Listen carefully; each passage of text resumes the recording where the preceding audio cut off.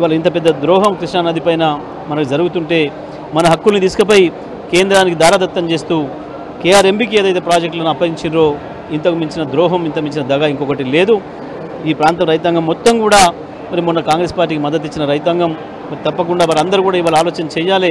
రాజకీయాలు పక్కన పెట్టండి, మొత్తం మన జీవితాలే పోయే పరిస్థితి వచ్చింది కాబట్టి తప్పకుండా నేను ఈ రైతాంగానికి విజ్ఞప్తి చేస్తున్నా, నల్గొండ జిల్లా రైతాంగానికి విజ్ఞప్తి చేస్తున్నా.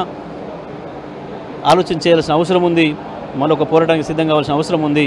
తప్పకుండా మీరందరూ కూడా రైతాంగం కూడా కూడబలుక్కోవాలి, నిలదీయాలి. కాంగ్రెస్ పరిపాలకుని ఊళ్ళలోకి వస్తున్న వాళ్ళను ఏ రకంగా మన హక్కులు కాపాడతారు, ఎట్లా దీన్ని ఆపగలుగుతారు? ఇవాళ ఒక చిన్న పనికే సంవత్సరాలు తీసుకుంటుంది కేంద్ర ప్రభుత్వం.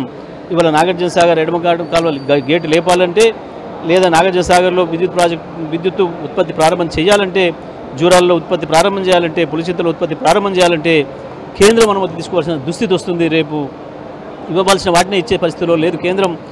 రాష్ట్రం ఏర్పడ్డ నాడు ఒక్క సంతకం పెడితే ఐపీఎస్ ఆఫీసర్లు ఈ రాష్ట్రానికి వచ్చేది ఉంటే 9 నెలల పైగా సమయం తీసుకున్నాడు ప్రధానమంత్రి గారు. 9 నెలలు ఐఏఎస్ ఐపీఎస్ ఆఫీసర్ లేకుండా ఈ రాష్ట్రాన్ని నడుపుకోవాల్సిన దుస్థితి ఉండే ఆనాడు.